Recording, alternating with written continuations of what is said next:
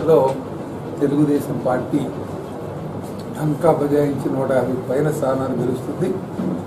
అందుకు అనుమానం లేదు. ఎమ్మెల్యేల పైన, పార్టీ నాయకుల పైన, చివరికి స్పీకర్ పైన నిరాధార ఆరోపణలు, లేకపోతే చాలా చౌకబారు ఆరోపణలు చేస్తున్నారు. నేను సత్తరపల్లిలో చెప్పాను, ఇప్పుడు కూడా చెప్తున్నాను. 35 సంవత్సరాలు 42 సంవత్సరాలు నరసరావుపేట జీవితం, వృత్తిపరంగా కానీ రాజకీయ పరంగా కానీ నిప్పులాగా బతికాను, నిప్పులాగానే బతుకుతున్నాను, నిప్పులాగా బతుకుతాను. నేను కానీ నా కుటుంబం కానీ ఎవరి ఆరోపణ చేసినా కూడా నేను వాటి సమాధానం కూడా చెప్పాను. నేను మున్సిపల్ ఎంప్లాయీస్ కొంతమంది మా దగ్గర పనిచేస్తున్నారు. ఆ దగ్గర దుర్గతి పట్టణ మా ఇంట్లో కూడా ఎవరు పనిచేయలేదు. మా ఉంటే మా పని మనుషులు పనిచేస్తారు. రాగానే ఉండడానికి మున్సిపాలిటీ సంస్థ అందరూ పనిచేస్తుంటారు. ఎవరిని కూడా సొంత వినియోగానికి ఎప్పుడు ఉపయోగించను. నేను అందుకనే చెప్పాను, ఈ చౌకబారు మాటలు చౌకబారు మనుషులు కాదు. మీ నాయకుడు ఉన్నాడు కదా, నాయకుడిని రమ్మని చర్చకి ఎక్కడికైనా మాట్లాడదాం. ఆయన సంగతి ఏంటో, ఆయన చరిత్ర ఏంటో, ఆయన జైలు జీవితం ఏంటో, ఆ నేర జీవితం ఏంటో మాట్లాడే సమాధానం చెప్తాడు. చెప్పమని నన్ను అడగండి, నేను చెప్తాను సమాధానం. I'm prepared. అంతేగాని ఏమి వాస్తవం కాని ఆరోపణలతోటి మీరు మీ పరువు పోగొట్టుకుంటారు. అంతేకాదు నరసరావుపేటలో 20,000 మెజార్టీతో గెలవడానికి మేము పనిచేశాను. 5 సంవత్సరాలు నేను శాసనసభ్యుడు కాదు, కానీ నా జీవితం నరసరావుపేట అంకితం. సత్తెనపల్లి శాసనసభ్యుడైనా స్పీకర్నైనా కూడా నరసరావుపేట ప్రజలకు నేను రుణపడి ఉన్నాను. This is a fact. నేను చివరి శ్వాస ఉన్నంత వరకు కూడా రుణ తీర్థుడికి పనిచేసినాను.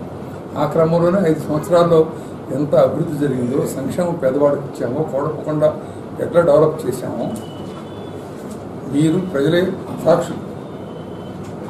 శాసనసభ్యుడు మాట్లాడుతున్నాడు, అభివృద్ధి గురించి మాట్లాడుతున్నాడు, నాకు బాధేస్తుంది.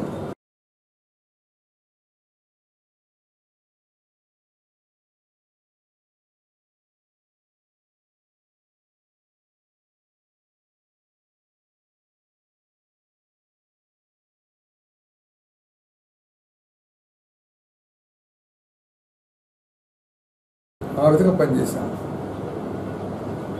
So coming days, election days, స్పీకర్గా నా బాధ్యతను పర్ఫెక్ట్గా చేశాను. సభ నిర్వహణ కానీ, పనితీరు కానీ, అవే ఫ్రమ్ పాలిటిక్స్. బట్ ఇవాళ ఎలక్షన్ బడిలోకి వచ్చిన తర్వాత పాలిటిషియన్ స్పీకర్ పనిచేస్తే నిక్కచ్చిగా స్పీకర్ గుళ్ళో పూజారి ఎలా ఉంటాడో అసెంబ్లీలో స్పీకర్ ఆ విధంగా పనిచేశాను.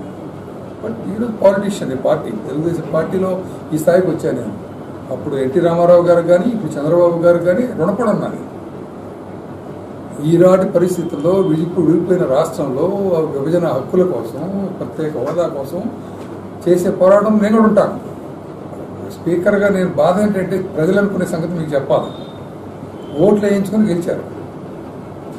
వాళ్ళ సమస్య చెప్పమని అసెంబ్లీకి, ఇక్కడ ఎమ్మెల్యేతో సహా అసెంబ్లీ ఎందుకు మారినట్టు? అసెంబ్లీ బాయ్కాట్ చేయడం ఏంటి? That's your right. బాయ్కాట్ అంటే పారిపోవడం అన్నమాట. ప్రజలు అంటున్నారు ఈ మాటలు. నేను ఒక రాజధర్మాన్ని పాటించాను, దేశంలో ఉన్నటువంటి సంప్రదాయాన్ని పాటించాను. ఈ చట్టసభలకు సంబంధించి ఎక్కడా లేని సంప్రదాయం నేను ఎక్కడ పెట్టలా. ఈ ఆరోపణలు చేసే ముందు మీ సంగతి ఏంటి? మీరు ఏ హక్కుతోటి మీరు అసెంబ్లీని బాయ్కాట్ చేసిన తర్వాత జీతాలు తీసుకుంటున్నారు? జీతాలు తీసుకుంటే ఎందుకు అసెంబ్లీ రాలేదు? ఈ ప్రజలకు సమాధానం చెప్పండి. మీరు చెప్పండి.